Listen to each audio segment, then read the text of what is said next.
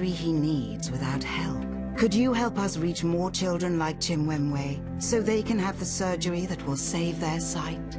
Please call 0800 035 7831, text donate 4 to 82727 or visit sightsavers.tv to give £2 a month to Sightsavers. By giving every month, you could help so many children with cataracts to see clearly, so they can grow up with the same opportunities as other children, to learn, socialize, and have a brighter future. And just imagine the joy and peace of mind your gift could help bring to their worried families. Please call 0800 035 7831, text donate 4 to 82727 or visit sightsavers.tv to give £2 a month to Sightsavers. No child should lose their sight to cataracts. Please help us reach more children like Chimwemwe.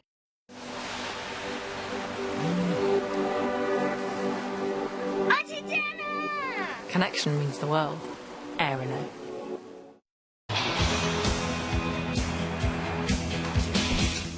Not every moment is planned. Some just happen. A longer weekend. A last-minute detour. When intelligence meets efficiency, every journey feels effortless. BYD Atto 2 DMI plug-in hybrid. Just drive.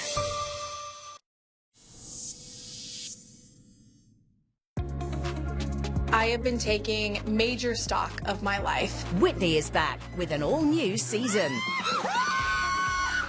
It's really got me thinking about the bigger things that I want. And big plans for the future. I'm going to pursue artificial insemination. Oh, you blink around here and you miss a lot.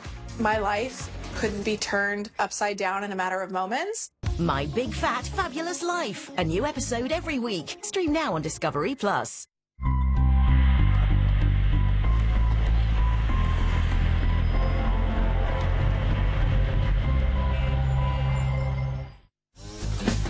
This time on Shed and Buried, we uncover a 1938 Austin 7 Opel. Oh mate, I love this. I really do love it. Risk life and limb to get a vintage engine going. Oh. And get into a ferocious haggle. Oh, you think it's worth 5? Mate, I can't go 5. That's a proper low ball. That's a... Oh! I'm Henry Cole and this is my great mate Sam Lovegrove. We're passionate about classic vehicles, so we're on a mission to find vintage treasures in the nation's sheds. We're going to buy them, fix them up and sell them for a tidy profit. Oh, yes! Welcome to Shed and Buried.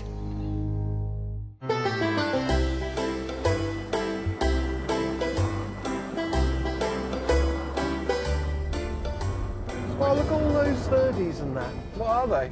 I think they're field fairs or something. You always say that. I've got you there, haven't I? Every single bird is a field fair, isn't it? Eh? Hey, well, welcome to Shed and Buried. As ever, Sammy and I are on the quest for our next little earner. What? What? Sorry, there's a deer running through the field. Is there? Yeah. How glorious. Yeah. Hey, look, right, we are going to where cheese rolling heralds from, eh? We're on the quest, going down your Somerset, aren't we? So we're going to go and see these two geezers, right? Nick and Andy, father and son outfit, right? Yeah. And Nick has been restoring, fettling and truffling around his shed since the 60s, man.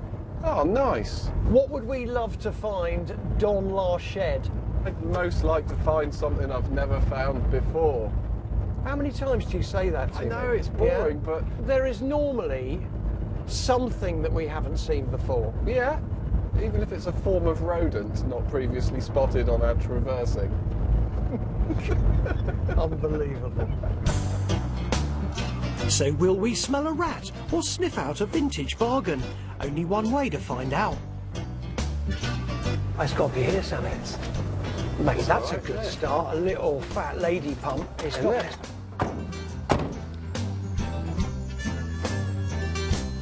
Now, Nick, Andy, tell me, right, how long have you been collecting? Did you start it all, Nick? I started in 1963. I started collecting things. Wow, I hadn't even been born. Andy, so you kind of sort of got into everything collecting because of the old man, no? Yeah, my first car was a Vauxhall Forenza. Cost me a week's wages, and we got it on the road. Ever since then, I've had a MGs, and I'm now into motorbikes more than cars. But, Good lad. Isn't he a good lad? Yeah. So there's here, Nick. What else is there? Down. Is there a shed further down? Yes, we got a barn. My workshop's down there, and I spend most of my life down there. Fantastic. Is everything for sale? Some might be for the right price. As I say, I'm a little bit attached to some of it, but some of the parts and bits and pieces, yeah, I'll think about it. Okay, mate, great. Well, look, if it's okay, then Sammy and I will have a rummage in here and down there, and then at the end of the day, we might be able to get together and perhaps have a haggle. Right. Yeah. Wow. Yeah. Help yourself. Look forward to it. Well, should we start in here? Yeah. Yeah, come on then. Yeah, great. All right. Guys, we'll see you later. Catch you later. All right. Come on then, Sammy.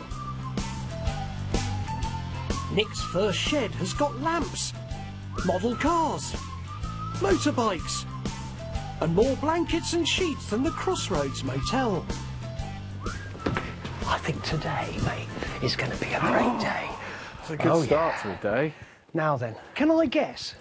Would I be allowed to guess? You can have a wild stab at it. Austin? Yes. Not bad. And then you take over from there, mate, if you wouldn't mind. An Austin 7 special. Without opening the bonnet, I won't hit it with a year. Oh, God, But it's beautiful, mate. it's a sweet little thing. In the 1920s, the Austin 7 was Britain's answer to the Model T Ford, a much-loved economy car. Later in the 1950s, rebodied Austin 7s were used for amateur racing. Now, is that a kind of car that you might go trialling in? Yeah, absolutely. So it's lighter than its original intended purpose. Bit sporting, lots of fun. Yeah, the Duke. Now, if I was a Duke, what would you call me? This is a family show. You'd go, very good morning, Your Grace. Ah, I might not actually. For a motorbike to pay homage to, there's this Norton ES2, a later model, so it should be cheaper. Pre-war ES2, 12 to 14. Yep. This? 4 to 6. But it's still Norton, so it's still very high quality. And just behind it, there's something even more aristocratic. Is that a Dion? No? It is, Is yeah. it? Fantastic. Is it? Hang on. Let me just get up here, man. Oh, yeah. Mate, this has got the Brighton run written all over it, London to Brighton, hasn't it? That is fantastic. French company De Dion was once the world's biggest car manufacturer, famous for its innovative engineering. Oh, lovely speedos and things, man. Oh, Yeah. it's just and also just the smell of it, mate. How much for a De Dion Bouton? I don't know. Sometimes I seem to notice 20 odd 30,000 buys yourself something usable, and then you see another one that looks just the same that makes 300. It's rather lovely, Yeah, but I think it's really. going to be rather lot of happy days. Okay, so look, we've had a look at the first shed. Let's move on, shall we? Outside, Nick's dog Danny is happy to show off his circus skills. He doesn't tire of that, does he? But before Sammy inflicts the rest of his joke book on me, I think we'll move on. This is where we belong, Sam. Oh, typical you, look. Yeah, all these beautiful things to see in here, and you wander straight on into a petrol pump. Oh, mate, I know. A belly pump, and inside should be... Oh, yes. Hey, that's looking complete and good. Look at that. It does need restoration, but on a good day, these pumps can go for up to £1,000. Moving further in, Nick's second shed has one classic item that always gets me plugs sparking. A little grey Fergie. It was the tractor that changed agriculture, because suddenly tractors, or this one in particular, became affordable to your general farmer. So horses were incredibly nervous during this period. But Sam, as usual, finds something a lot more obscure. Come on, Sammy, don't go silent. If you go silent, it's something nice. That is an early De Dion Bouton engine. So, I mean, possible, you see the mountains here, Yeah. possibly boat, but possibly car too. Yeah, so really early car engine. I like that. Has it got a spark? Probably not. Yeah, but it doesn't matter, does it? No, No. because it can have one. Oh, I can tell in your eyes. So we may make a bid. But right at the back, there's the biggest pile of sheets yet. That's lovely. Oh, mate. Oh, yes, please. Isn't that really nice? What a lovely thing. So what, it's an Austin 10? No, I think it's an Austin 7.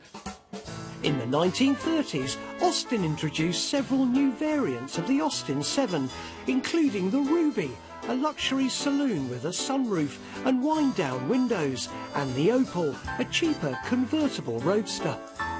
Oh, mate, I love this. Yeah, I like it a lot. I It's really do good, love lovely. it. Shall we go and have a little ponder? Yeah, why not? While Sam gets a brew on, I get the goods out into the yard, or at least the items that aren't too blocked in. Then we get down to business. Rebodied Austin 7. Yeah. What would we be thinking on that baby? Be amazing at 4.5, be fine maybe at 5. Norton post-war ES2. Yeah, what do you reckon on that? Again, needs to be 4-ish. Yeah, I think he's going to want to... I don't know, I've got this feeling there could be big money in that shed and we Yeah. might be better off in the other shed. I do like that petrol pump. I wouldn't go higher than 500 quid on it. Okay, fine. All right? Yeah. OK, let's go grey Fergie. Shall we just have a pop? I've seen them before, they all look the same, border them, up to you. Save it till the end? Save it till the end. Yeah. I think my favourite lot of the day is that Austin Ruby. It looks good. I had a little look around it. It looks mechanically fine. It's a really quite a rare model. It's not a little saloon. It's a proper little roadster. Come on, mate. Drink up. We'll go and have an haggle. Let's do it, Sammy. Come on. Can we just start up at the other shed? Yeah. All right. Now, there is a Austin 7 there. Would you be selling that potentially or not? Not really. What about the ES2? Would you have a price for that? Yeah, but round about 6. All right, and the Bowser blue petrol pump. No.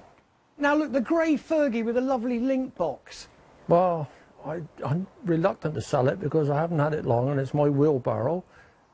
So he said no to the Duke, no to the pump, no to the grey Fergie, and wants £2,000 too much for the Norton ES2. Let's hope this ain't gonna be a wasted trip. And finally, the Roadster Austin in the corner, would that be available? Watch this space.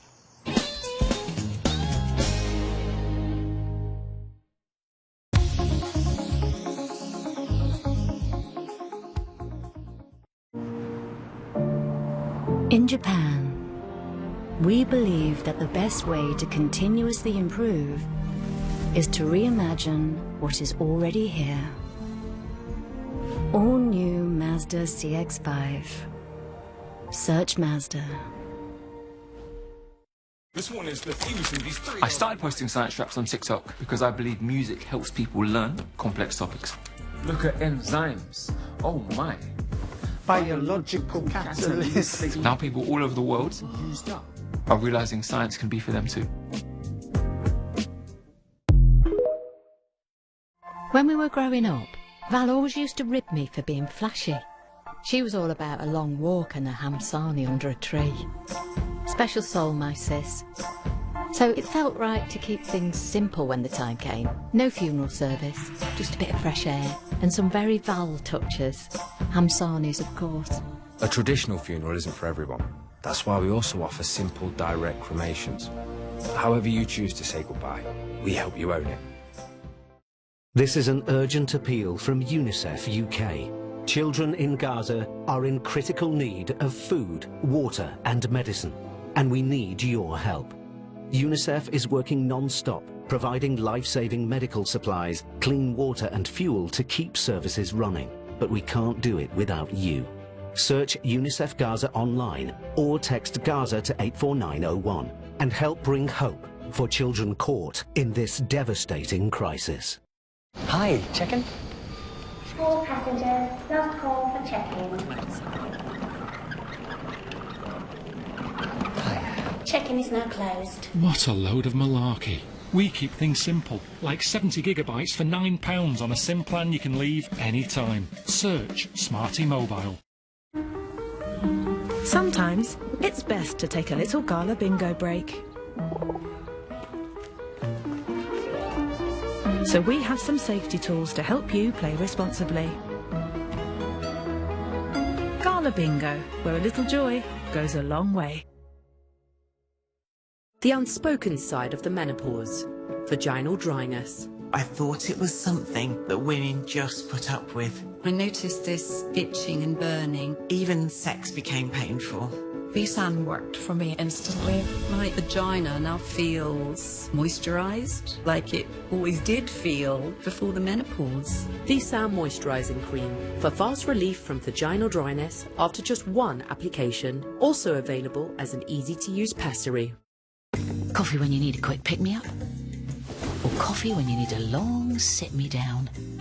Everything coffee from Ocado, the online supermarket. There's this machine that can undo the apocalypse. You don't know what's out there. Only one way to find out. I can't stay in this universe! I'm bald! And Anstead is fixing cars. That's it! To build a home for mum and dad. That tone as free should sound. Brand new and Anstead Born Mechanic starts Monday at 9 on Quest or stream previous series on Discovery Plus. A brilliant piece.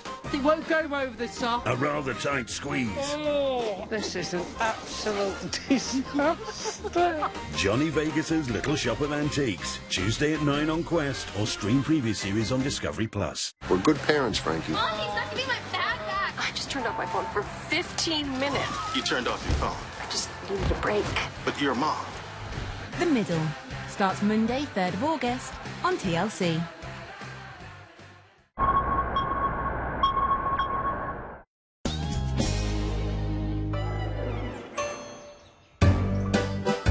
We're down in Somerset haggling with Nick and his son Andy.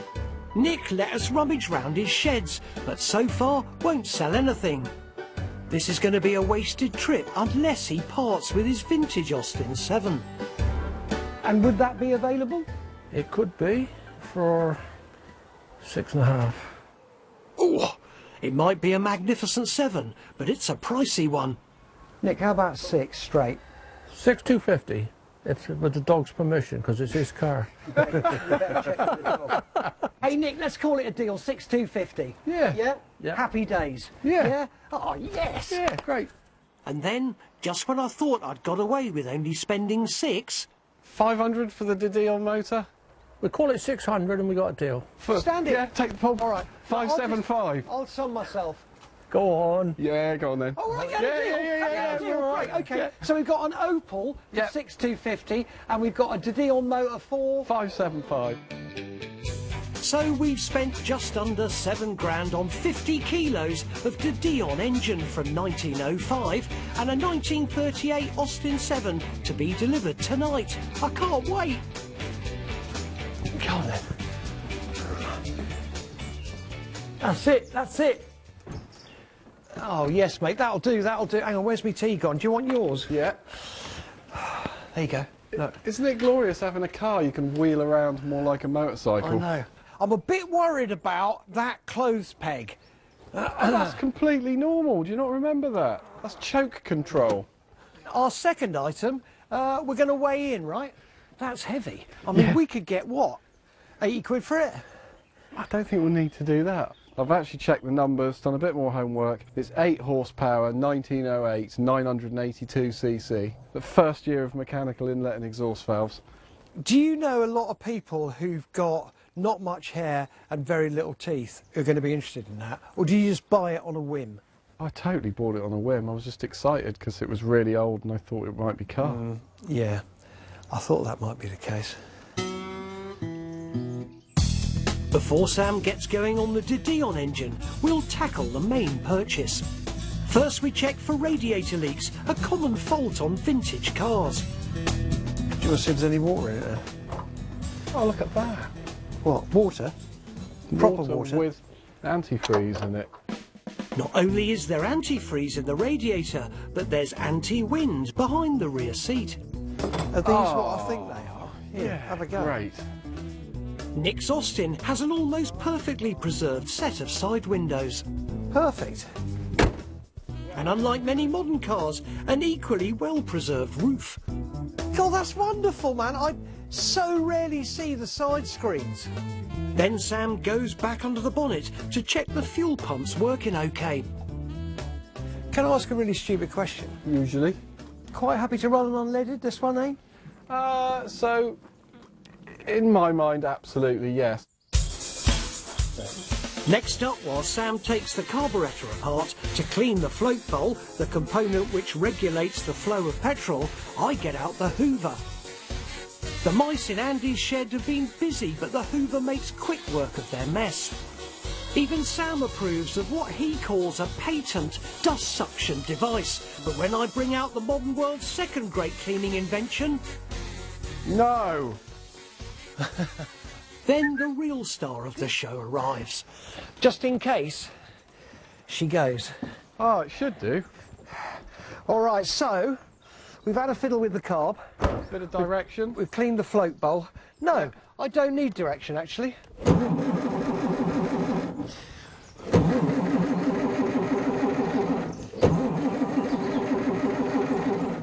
The real problem is the carburettor, or the mechanic. I think maybe I'll put the float in upside down. OK, let's try that then. If you have, then I kind of feel as though I've got one up on you. I should have known which way up it goes on the grounds it's got top written on it. Look. Sometimes in Sam's presence I really do feel meek, very small and very unintelligent. But just right now I'm glowing in the thought that even I probably wouldn't have made that mistake. OK, right, ignition on. Yeah, and here we go.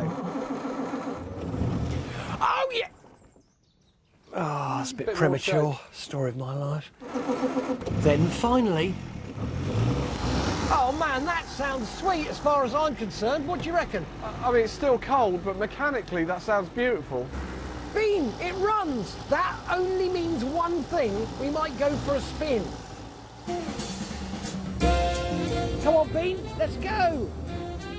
The Austin 7 was so tough that it was taken to Antarctica in 1929 by the Australian explorer Hubert Wilkins, so it has no trouble with my field.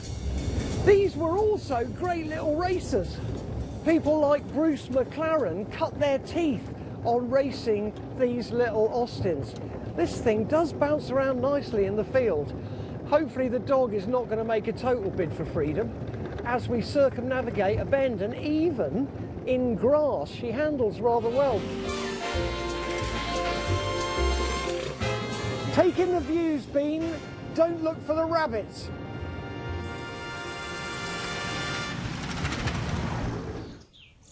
Next morning, Sam starts early on the De Dion. So there is a man happy in his work, hey? What's that protuberance? You've got a small petrol tank there. I think this is leftovers of one of your little chainsaw or mower escapades out of your shed down there. I think you might be right, yeah. Stuck it on a stick, screwed it on there, got a fuel tank. And also converted this spare, I don't know what this was left behind from, some old car we've done. So I've just welded a bit on the end, so we're ready to go for a starter handle experience.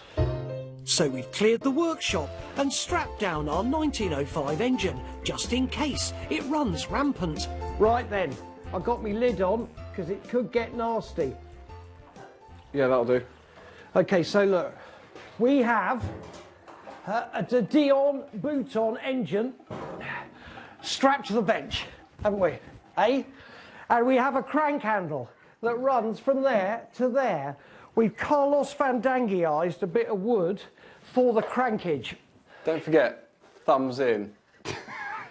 Oh my God. All right, well here goes nothing. That's it. And then get it lined up again. Oh. That was close. Do you know what? That hit my helmet. Yes, yes, yes! Mate, you've just come to another near fag paper of actually combusting. Just missed my nuts. Time for plan B.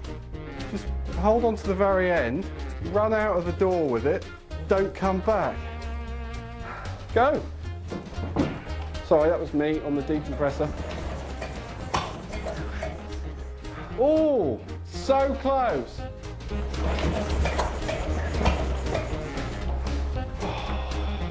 It's nearly running. I'm sweating me nuts off. Yes! It runs! It runs! Keep going! Keep going! You can! Oh, but mate, it ran! It did! Oh, God! I'd have liked a little more. I don't care. Isn't that fantastic? Mate, it does actually go. Yeah. Leaving the De Dion engine in the shed for another day, we're heading over to Patrick Edwards, a dealer I've known for years, to try to sell the Opel. I'm in my 1928 Model A Ford, Sam's in the Austin. In the 1930s, versions of both cars were available for just £100, but today they're both worth much more. I want 7,000 quid for the Austin. I think that's a proper fair price, but Pat is a very, very tricky customer when it comes to wheeling and dealing.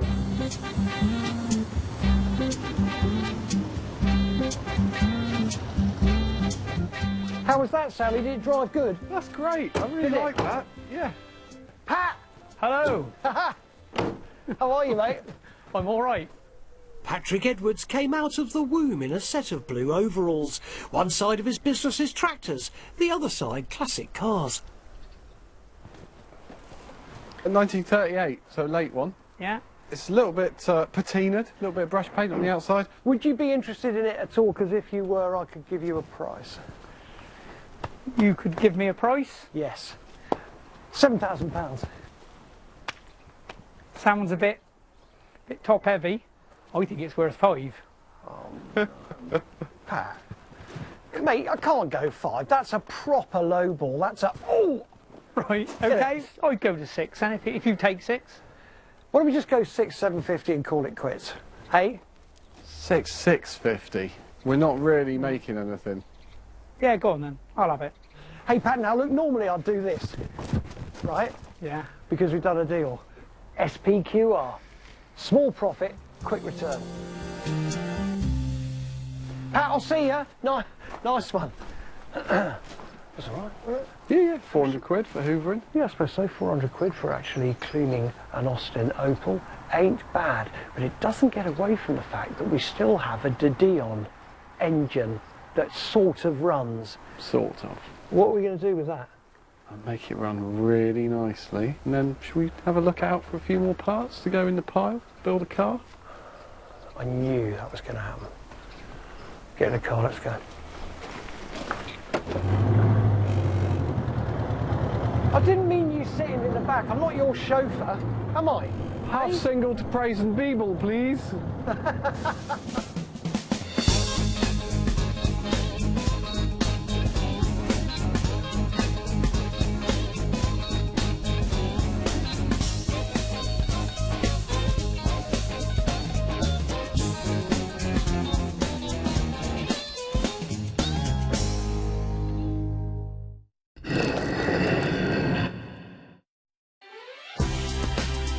At Vodafone, get our unlimited plus plans with EU roaming from only £26 per month. Saving you a huge £432. Hurry, offer ends the 19th of August. Go in-store or online today. Vodafone. Right now at Wren, you can get up to 50% off selected quartz worktops. Wren, made for living. Hello, old friend. If you're dreaming about your next little adventure, remember StaySure is the UK's favourite travel insurance. With more 5-star Trustpilot reviews than any other provider, they cover pre-existing medical conditions and all ages. So, dream big, stay sure, as we like to say here on the Sun Loungers. Go to staysure.co.uk today. Nine-year-old Archana wishes she could see her mother's face, wishes she could look into her eyes. But because of cataracts, this little girl could be blind for life. Hayao wishes she could learn to read, wishes she could see her friends in school. But blindness would mean she could be left out and left feeling all alone. Today, in some of the poorest parts of the world, children are needlessly being blinded by cataracts and could lose their sight forever. Please, will you grant a child's wish and help give them their sight? You can by calling Sightsavers on 0800 035 2851 or going online and giving just £2 a month. When you do, you'll help a child with sight loss get treatment for cataracts. And that means children can see their friends and play with them. You'll help give them a miracle of sight and bring so much joy to their lives. This is what your kindness can do for so many children. So please call Sightsavers on 0800 035 2851, text WISH4 to 78866, or visit sightsavers.tv and give just £2 a month. All Archana wishes for is to be able to see. Help make her wish come true. My Andy's always had this way with money. Loves a car boot sale. He'll come back with this cheeky smile on his face, 2 kilos of buttons, and the deal of the century, as he puts it. So shouldn't have been surprised when he came home the other day, that same smile. Got myself a deal with a Co-op funeral plan, he said. I spat out my tea. We have a range of funeral plans and flexible ways to pay. However you choose to say goodbye, we help you own it.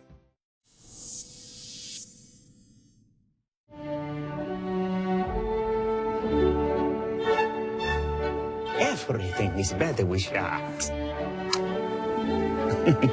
Shark Week, the greatest week in history. It starts Monday the 3rd of August on Discovery. On Friday the 13th, I do have the desire to kill. It was like a horror film. Saturday, Friday the 13th. The Friday the 13th murders starts tonight at 10 on ID. Can't wait, stream now on Discovery Plus.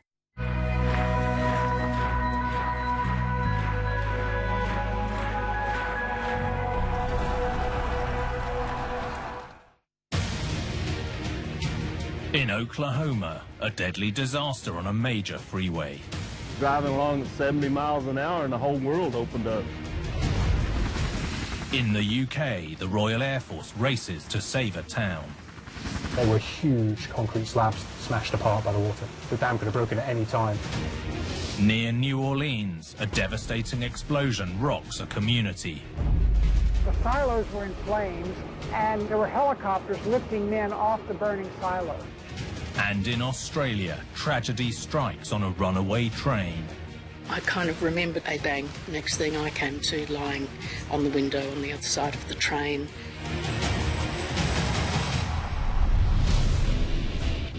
With big bills, even the smallest mistake can be a huge disaster. From miscalculations to misunderstandings, some with deadly consequences. These catastrophes are every engineer's worst nightmare.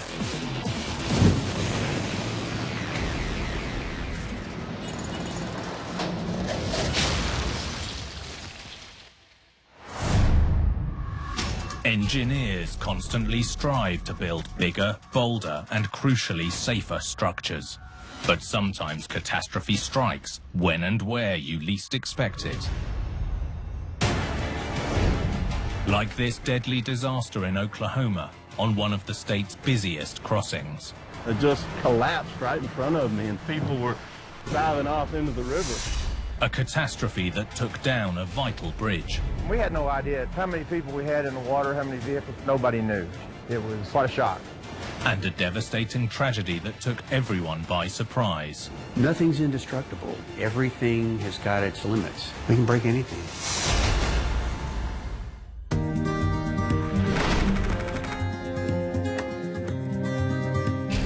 The Arkansas River is Oklahoma's largest waterway, and for small towns along its banks like Webbers Falls, it's all about enjoying the great outdoors. Norman Barton Jr. is a lifelong resident. I grew up on this river, fishing, hunting all around it all my life. My dad used to tell stories about changing my diaper in the boat. This is home to me. The Arkansas River is fantastic for more than just recreation and fishing. Every year, around 12 million tons of cargo are transported up and down the stretch of water. We're in farm country, we're in coal country, steel country, all that, and it all travels up and down this river. And it's amazing if you sit out here and watch these barges. It's commerce at its finest. And it's not just the waterway carrying cargo. Crossing the river is the I-40, a vital road link around 3 kilometers south of Webbers Falls. The I-40 is the third longest interstate in America's highway network. It runs more than 4,000 kilometers, almost coast to coast, from California all the way to North Carolina. The bridge was built in 1967 to keep traffic moving above and below. 4 lanes for vehicles and a nearly 100-meter wide shipping channel, with the bridge towering over 18 meters above to allow larger vessels underneath. Former Fire Chief Jack Shackelford remembers it well. Actually, I was growing up down here when they built the highway and the bridge. They had to raise the bridges for the tugboats and the barges, and they rerouted the highways. Interstate 40, it was one of the major interstates through Oklahoma at the time when they first built it. The more than 600-meter-long bridge sits on 12 reinforced concrete piers. No easy task, as Professor of Engineering Steve Tipton knows well. They actually run those piers all the way down to bedrock, and they'll set a cage of reinforcement bar, dump a lot of the concrete in there, get these piers set in there. They, you know, when you look at them after they're up, you feel like, wow, that's indestructible. Early morning, May the 26th, 2002, Memorial Day weekend. Norman Barton Jr. was competing in a fishing tournament south of the I-40 bridge. As Norman passed a buoy, he just happened to look up. The bridge just actually collapsed right in front of me. Wow. 2 barges weighing more than 1,000 tons being pushed by a tug, the Robert Y. Love, had rammed into one of the piers 60 meters outside the main channel. The force of the impact caused a 150-meter section of the bridge to drop onto the barges and river below. The next thing I know was cars driving off of it. They're driving along at 70 miles an hour and the whole world opened up. The bridge was gone and people were driving off into the river. With cars and trucks in freefall, another fisherman grabbed his flare gun. It just shot an orange stream up over the bridge and actually hit a truck right on the windshield. Just boom, and went up in the air. Well, that trucker jackknifed his truck on the highway, and that stopped traffic. Quick thinking combined with a 1 in a million shot ground traffic to a halt. Former captain of Muskogee Fire Department, Jack Shackelford, was just coming off the night shift when he overheard a 911 call. I heard the dispatch inside the station that there had been a collapse at the Interstate 40 bridge in Webbers Falls, and I couldn't believe my ears, and they were calling for all help. So I asked the assistant chief on duty if it was all right if we took the rescue squad and came down here, and he said by all means. But as they arrived on scene, the sheer horror of what they were facing was daunting. It was quite a shock. The ramp going up to the bridge was still intact, but when we got to the top of it, the bridge was just gone. Where the barge had actually hit it, the bridge actually fell down on it and was sitting and was resting on the barge. And we had no idea how many people we had in the water, how many vehicles we had in the water. Nobody knew. You don't know where to start. 11 vehicles had either gone down with the bridge or driven off the freeway into the river. Norman found a truck driver trapped in his cab and about to go under. He was just sliding, just trying to get a hold of anything before he went under that 400-foot boat. Norman knew he had to act fast. Tried to get a hold of his belt, but the current was so bad. get us out of here, get us out from under this thing. But not everyone was so lucky. Rescue divers and anglers searched desperately to pull out anyone they could find. Friends of mine that were pulling a guy into their boat. I mean, we looked, there was nobody else that could be saved. Nobody ever came up. There was only 3 people that you could actually save. And we got them. For Jack and the other teams, it was clear no one else was coming out.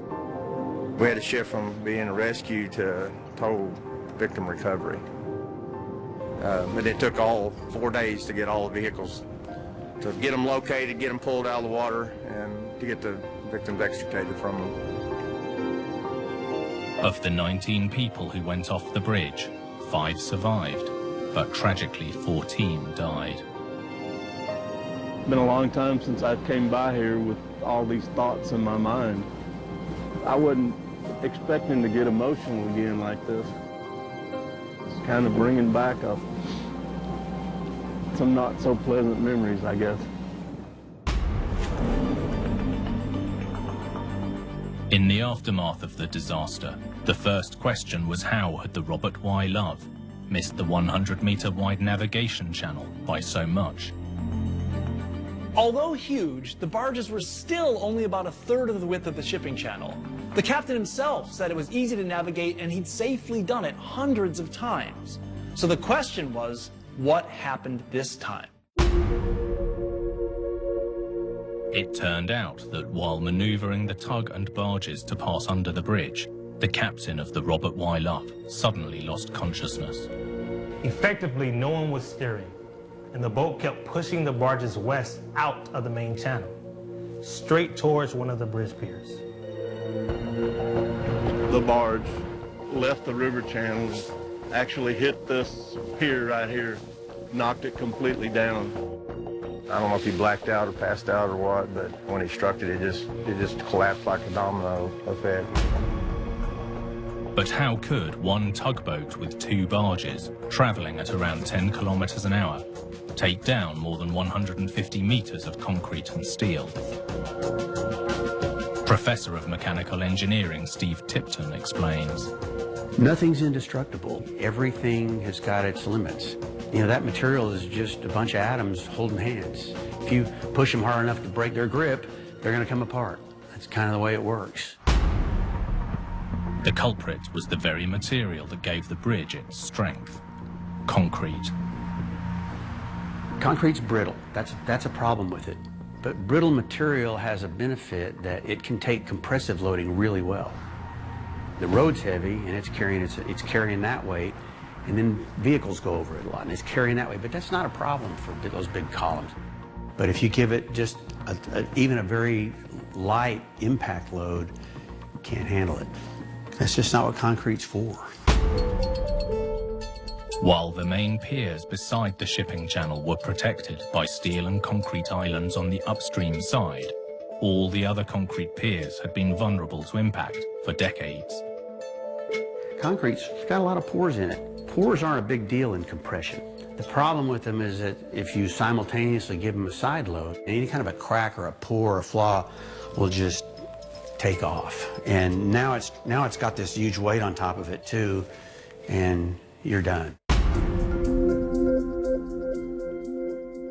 With a vital road link gone, the bridge needed to be rebuilt, and fast. It was absolutely amazing how quick they rebuilt this bridge. They ran crews 24 hours a day up here and rebuilt this bridge. I mean, literally pulled it out of the river. Just 65 days after the tragedy, on July the 29th, 2002, the bridge was reopened, but this time with protection cells in front of all 12 piers, so that any wayward vessels would hit a cell and be stopped before it could damage the bridge. When you've got a hazard, you have a responsibility to do something about it. So the number one thing you do about it is you try to prevent it. So that's what the barriers are for. They're sort of number one line of defense. With the bridge piers now protected from all angles, the hope is that no barge or ship can ever threaten the bridge again. A year after the disaster, a memorial was erected dedicated to the memory of the 14 people who sadly lost their lives. This one was tough. It was really tough. It affects you. I mean, there's no other way to put it. It affected everybody. You know, it turned into a terrible tragedy in split second. But I was glad to be where I was at the time. I didn't want to be, but I was. Just the right thing to do.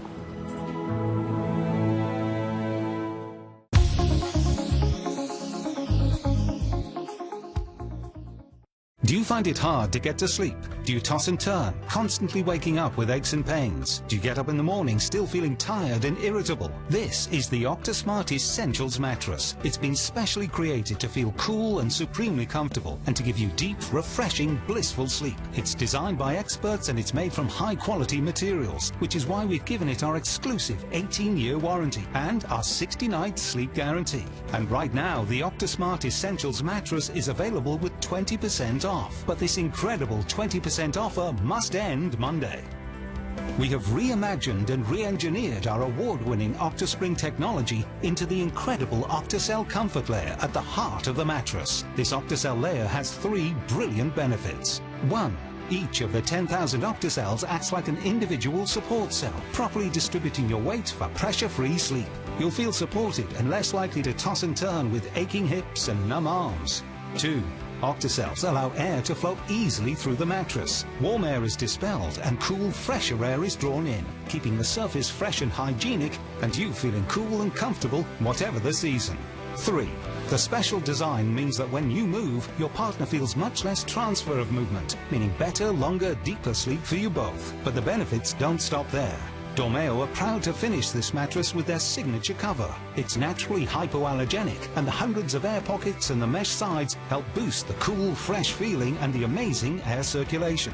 The Essentials mattress has been designed by Dormeo's sleep experts and contains high-quality materials and workmanship. That's why we've given it our 18-year warranty. Imagine not having to replace your mattress for at least the next 18 years. We're so confident that you will love the difference that your Essentials mattress will make, and that you, your guests, and your family will enjoy proper, restful, comfortable sleep that we're giving it our 60-night sleep guarantee. Sleep on it for 2 months, and if you're not enjoying cool, comfortable, refreshing sleep, simply return it for a full refund. Plus, it comes in 2 great comfort choices for your perfect mattress and your perfect sleep. The Aerocell mattress has a firmer feel and exceptional support, while the Memory mattress cradles your body for a softer, more luxurious feel. Whichever feel you choose, they're both available with 20% off. So call the number on the screen or go online right now to secure your very own Octasmart Essentials mattress. You don't have to spend thousands to experience incredible sleep. Octasmart Essentials mattress can be yours today at only £199 for a double. The first night you own it, you'll fall asleep feeling cool, comfortable and supported all night long. And you'll wake every morning feeling refreshed, revived and full of energy. You'll get your 60-night sleep guarantee, 18-year warranty, free delivery. And right now, the Octasmart Essentials mattress is available with 20% off. But this incredible 20% offer must end Monday.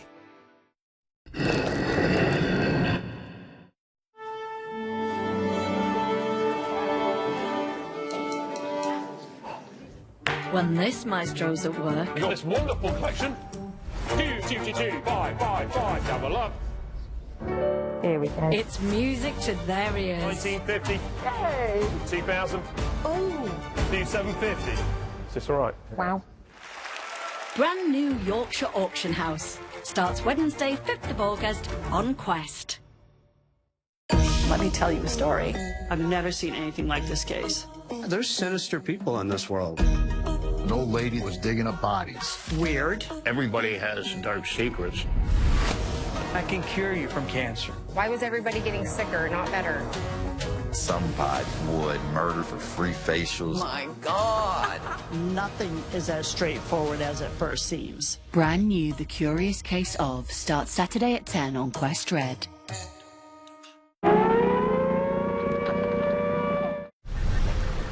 When it comes to big construction, engineers are constantly striving to overcome the overwhelming forces of Mother Nature.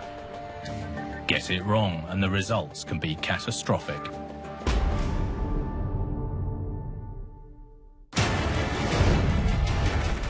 Like this disaster in the UK, a dam on the brink of total collapse. You've got 1.3 billion litres of water spilling through the entire town. Mass evacuation as an ancient town's future hangs in the balance. Time was running out, the village would be gone. The biggest disaster since wartime history. And the Royal Air Force rides to the rescue. Clearly, the dam could have broken at any time. It was unfathomable the amount of destruction that it potentially caused.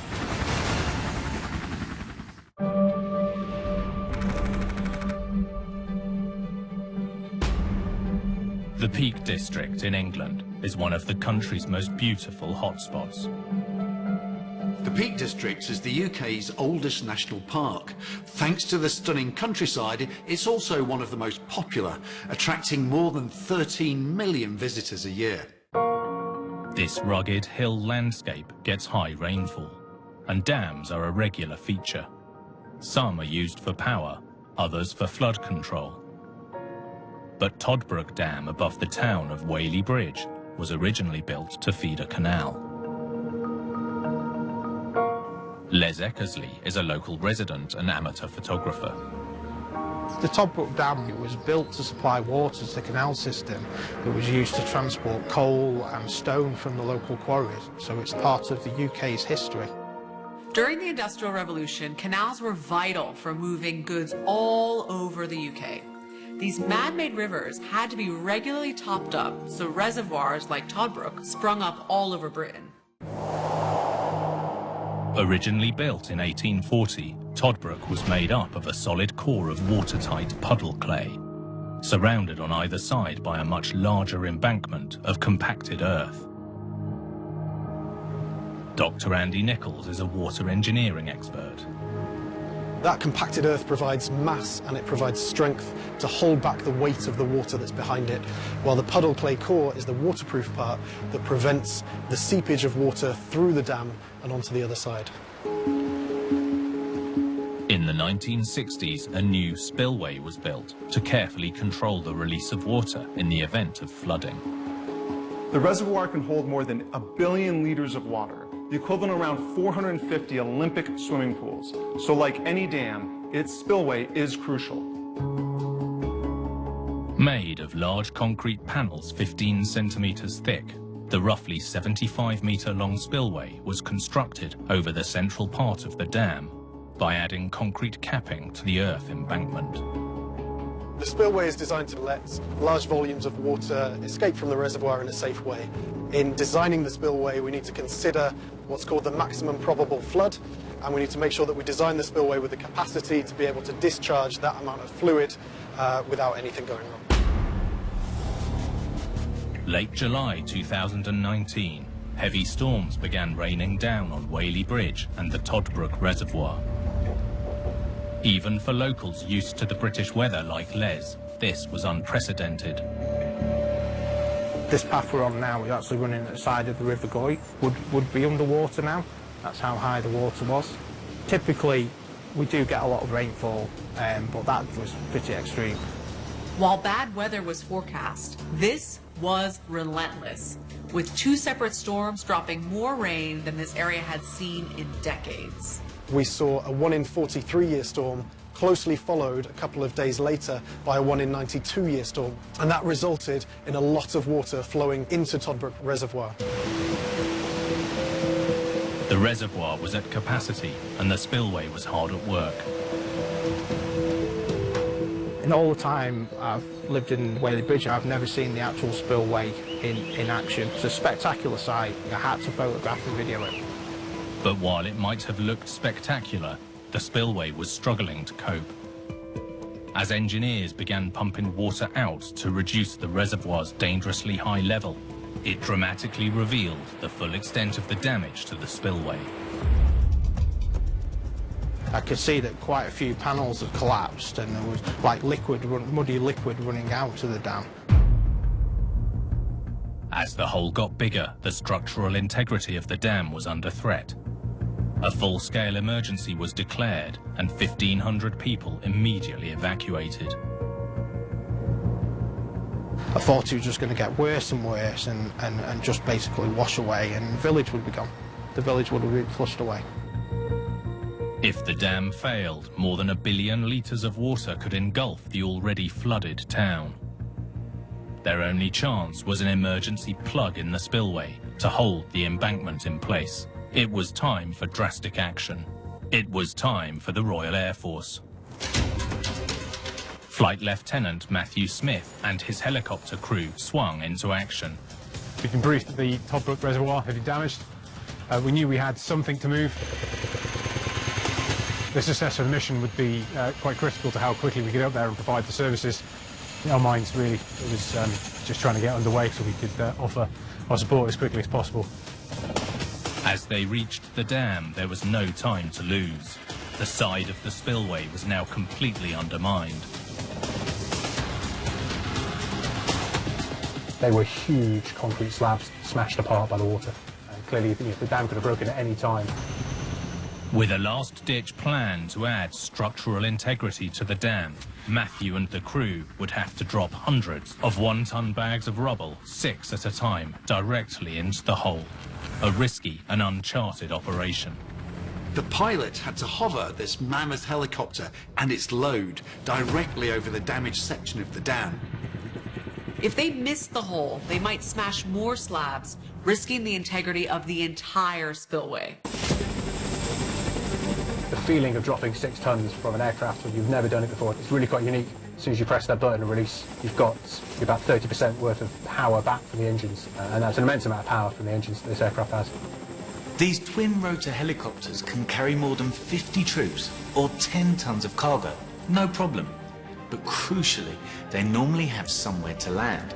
Here, hovering so low, if something went wrong, there was nowhere to go.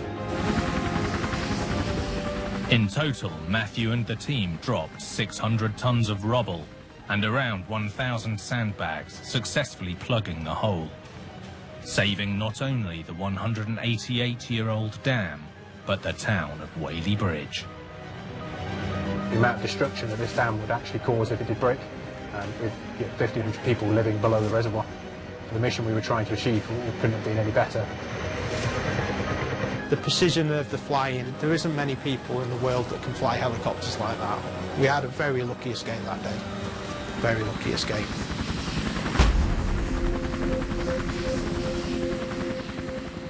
As the rains died down and people returned to their homes, everyone wanted to know how this disaster could have happened. The concrete spillway was subjected to a torrent of fast-flowing water. But that's what it's designed for. So the big question was, why had it failed so catastrophically? This one is the fusing these three. I started posting science raps on TikTok because I believe music helps people learn complex topics. Look at enzymes. Oh my.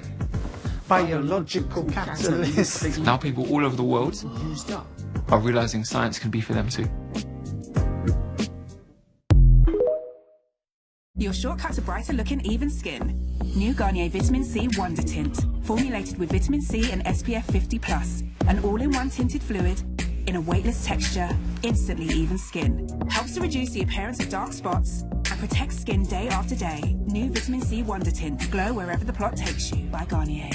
It's back! The legendary Batmobile! An exact replica of the classic 1960s toy. And with Corgi Model Club, it's just $19.99.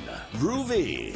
This die-cast model features all the wacky gizmos of the original, like this handy pop-out chain slasher blade, working rocket tubes, turbojet exhaust, not to mention the sleek Batman figure on the underside. It's even presented in the original packaging. And you'll also receive these amazing free gifts. So, will you take advantage of this special offer? Will you go online and order your Batmobile today? Find out at CorgiModelClub.com/BatTV.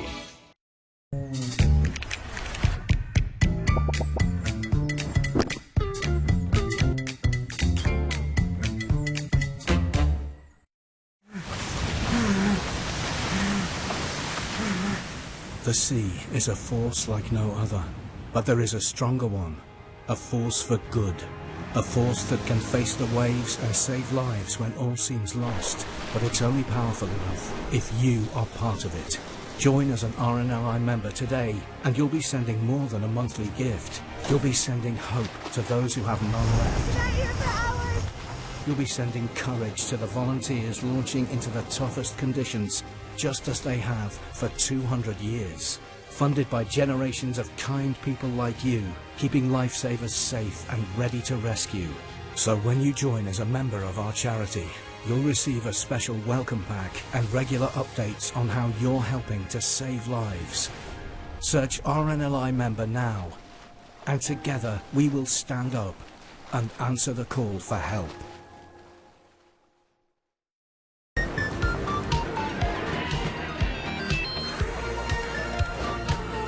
Demand an electric drive that makes you feel alive. Refuse ordinary. Believe you deserve more. No compromises, just all the spec, all as standard. New all-electric Leapmotor B05. Change the game. These are turbulent times. The crown is a weight that crushes. You'll do things that spell death for all involved. We are exposing her as weak. My enemies have been allowed to muster their strength.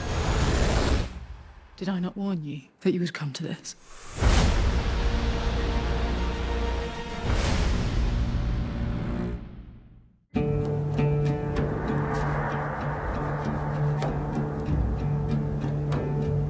No, seriously, it's why they're shaped like that. Shark Week, the greatest week in history, starts Monday the 3rd of August on Discovery. All behavior you willfully engage in has consequences. We, the homicide detectives, are the consequences, and we're going to crush you. American Detective with Lieutenant Joe Kender starts the 5th of August on ID. The UK government ordered an immediate investigation. They discovered a crucial part of the spillway's defence was missing, known as the cut-off wall or beam. So we have the crest slab that sits on top of the dam, and then typically there would be a cut-off beam that penetrates from that crest slab and joins it onto the puddle clay core of the dam, meaning that there's a solid barrier that prevents any seepage of water through. But in this case, the original design didn't have one of those. The cut-off beam acts as a barrier, connecting the crest slab with the waterproof clay core. Without it, water can penetrate under the spillway, washing away the earth, holding the concrete slabs in place. A cut-off beam is like the sealant, plugging the gap between your bath and the wall. It's a similar thing here, only this time there's a lot more water with a lot more force that can do a lot more damage. It was actually one of the lower slabs that moved first, probably because of the water causing sufficient pressure to lift that slab, and that was really the point of no return. At that point, that's where we had substantial flow of water through that then caused the concrete slabs above to collapse in. With this ancient design flaw, the extreme weather created the perfect storm, and the dam failed. It's estimated that the water eroded around 800 tons of embankment until there was virtually nothing left to hold the slabs in place. Thankfully, a Herculean effort saved the dam and the day. If those efforts hadn't happened to reduce the water level and to shore up the dam, then it's quite possible the earth embankment itself could have been eroded away, and in that case, you've got 1.3 billion litres of water that are rapidly, in a case of a few seconds or minutes, spilling through the entire town of Whaley Bridge. With the disaster averted and the water levels reduced, a new spillway will be constructed at an estimated cost of around £14 million. In addition, new proposals were put forward for the maintenance of the UK's entire ageing dam network. Like Toddbrook, many of these dams were constructed more than a century ago. It's now recommended that engineers inspect them at least once a year. And while the Royal Air Force frequently flies to the rescue, hopefully they'll never have to do it again, quite like this. We train day in, day out and 9 times out of 10 it is troops and operations, and I've flown all around the world. This is the first time I've ever done it in the UK, and seeing a difference and knowing that you're stopping that dam collapsing, potentially destroying people's homes, livelihoods, I don't think there's any other feeling like it.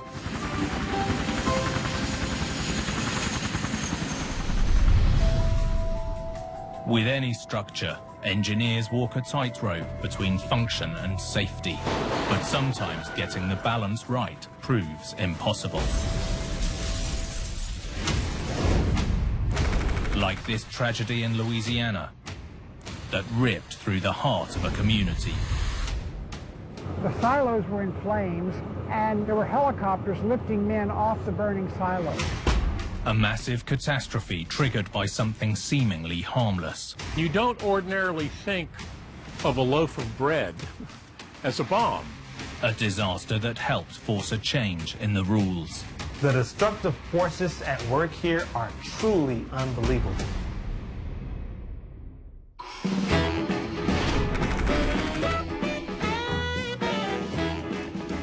New Orleans, founded by the French in 1718, owes everything to the mighty Mississippi. Journalist John Pope is a lifelong resident. The Mississippi River is the most famous river in the United States. You've got songs written about it, you've got books written about it. Showboat, Tom Sawyer, Huck Finn, Life on the Mississippi, and that's just for starters. But there's a lot more to the Mississippi than its cultural legacy. The river is continually busy with maritime traffic. Everything comes down the river to New Orleans and then out the Gulf of Mexico and the rest of the world. One of the most valuable goods is grain. Every week, almost 1 million tons of grain, like wheat and corn, is barged down the Mississippi. That's 60% of the nation's grain exports. And key to moving it all are massive structures called grain elevators. This giant facility at West Wego, just upstream from downtown New Orleans, was first built in 1960, and today stores over 4 million bushels of grain. Although vast in scale, the process is simple. Essentially, a grain elevator scoops grain from the bottom of the barge up into massive storage silos. At its heart is a constantly operating system of conveyor belts and bucket lifts. Engineer Tim Duncan is an expert in the design and management of marine terminals. Transport the grain to what we call a bulk scale. Bulk scale weighs the grain and deposits it onto another belt conveyor that then transports it across the levee to this head house, ultimately to belt conveyors that deposits grain into individual silos. In essence, it's barge to silo, silo to ship. There's only a little bit of process. The grain that is shipped out of these facilities essentially feeds the world. West Wego has been home to grain elevators since the late 1800s, playing an integral part in global grain supply. But it's also the site of an event that forced this massive industry to change forever. December 22nd, 1977, West Wego grain facility operations were underway, and employees were looking forward to the holidays. Continental Grain had a custom of giving turkeys to its employees. So a lot of people had come to the grain elevator and took up their turkeys. But around 9:05 a.m., the festivities were suddenly cut short as a massive blast shook the city. Journalist Bruce Nolan was at home at the time. I heard the deep, deep concussive thump, completely irregular, clearly something badly wrong. The giant grain elevator at West Wego had exploded. Journalist John Pope rushed to the scene.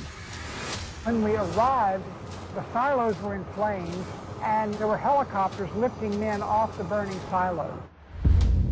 First of all, I see enormous plumes of smoke. I can see the tops of the silos. They're topped with wreckage. Black smoke is pouring out the top of the elevator. A powerful blast had completely destroyed the 25-story grain elevator. It's a mess.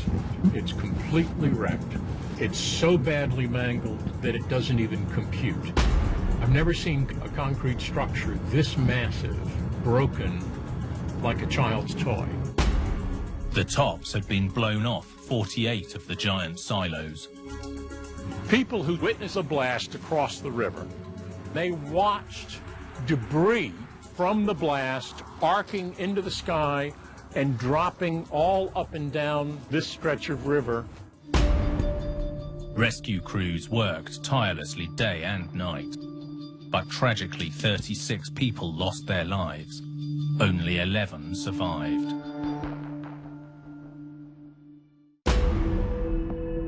This was one of the deadliest industrial disasters in American history. Yet the machinery had simply been moving and storing grain. Many times people don't think that a grain elevator, which handles corn and wheat, can be explosively dangerous. But they can be. They are very dangerous. Operators have long known of its highly volatile qualities, and it all comes down to tiny particles of grain dust. Any transfer from conveyor to conveyor accomplishes a couple of things. It not only damages the grain is relatively fragile, it also produces dust. Grain elevators are scooping and pushing and shoveling and disturbing and agitating thousands of tons of wheat, corn. The dust is billowing into the air from the operation. More explosive than gunpowder, confining enough grain dust within one place can be deadly. If you take a loaf of bread, you divide it into tiny motes of dust. Each one of those tiny motes can burn if subjected to ignition. When a billion motes of dust all ignite at the same instant, that's the definition of an explosion. An explosion like this needs 4 key ingredients. Fuel, that's the grain dust, oxygen, which is all around it, a confined space like a bomb casing, here that's the concrete structure, and then all you need is a spark. Pinpointing the exact source of the spark among the devastation was impossible. But one obvious suspect was the elevator system itself. My understanding of the explosion in West Wego is that there was a problem with the bucket elevators. And a bucket elevator is a series of buckets that are bolted to a conveyor belt with pulleys at the top and at the bottom. Perhaps there was a belt misalignment, a pulley, which caused either a spark, or a hot bearing, or a fire that ultimately lit the chamber and caused the explosion. Some also questioned whether a recent change in regulations may have been a factor. Grain dust in the atmosphere is a known health hazard. It causes multiple respiratory problems. In the 1970s, the Clean Air Act came into force, and buildings had to be made more airtight to better contain grain dust.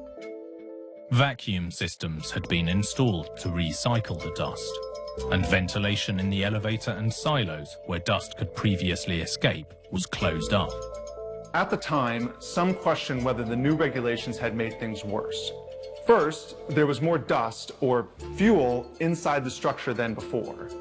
Secondly, and more crucially, it was more confined. When it went, it was truly like a giant bomb going off. Following the disaster, new industry guidelines and national regulations were introduced for the containment and controlling of grain dust at elevators. All the motors are in the right atmosphere, are explosion-proof motors. There's even lightning protection. Even your phone isn't allowed unless it's wrapped in an explosion-proof case. More than 4 decades later, the elevator at West We Go continues to process grain, standing as a memorial to the people who lost their lives on that terrible day. I spent a career as a newspaper reporter, and you see a lot of bad stuff. But if I think back about all of the really shocking, spectacular stuff, this Continental Grain Elevator explosion still belongs somewhere on page 1.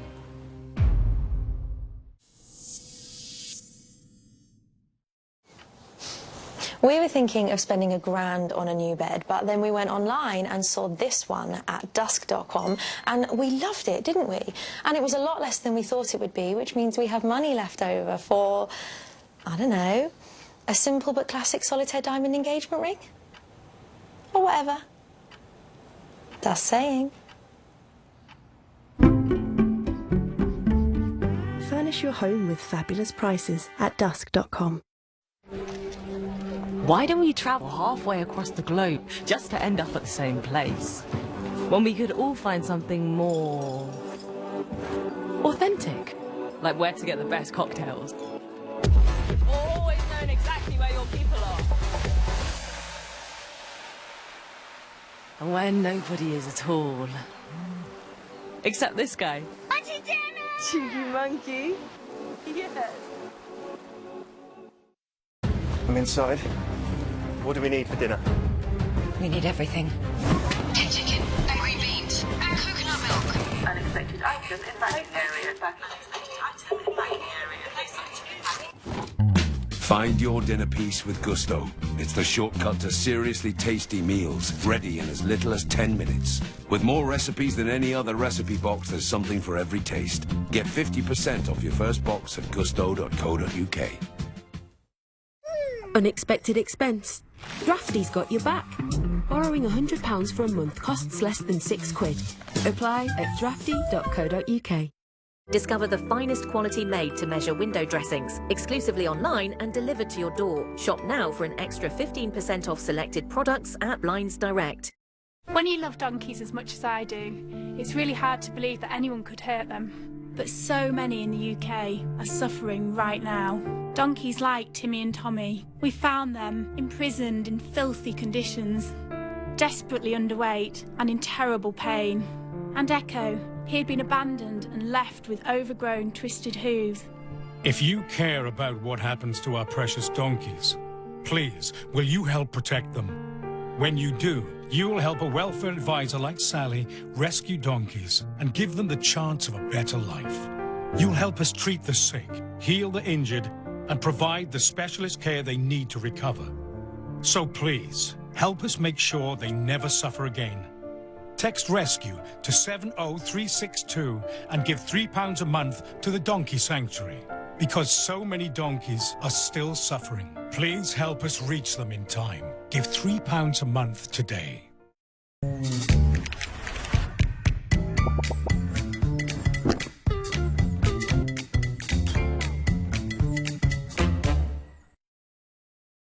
Since the dawn of time, they've always been the coolest.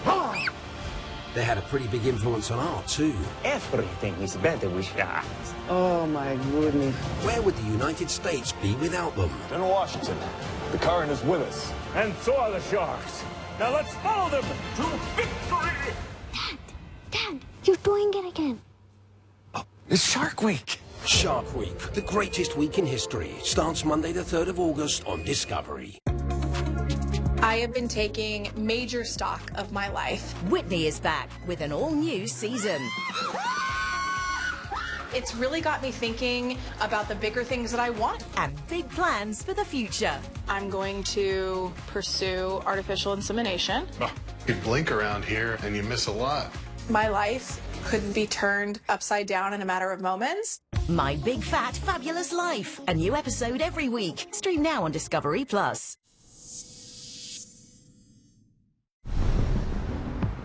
In big engineering, planning for every eventuality is a key consideration. But sometimes even the best laid plans can go disastrously wrong. Like this catastrophe in Australia, on an out-of-control commuter train. I kind of remembered a bang. Next thing I came to lying on the window on the other side of the train. This tragedy revealed a flaw in a vital security system. 90 seconds after departure, it was an unguided missile. It looks as though the train ran away. And forced a change in the safety regulations.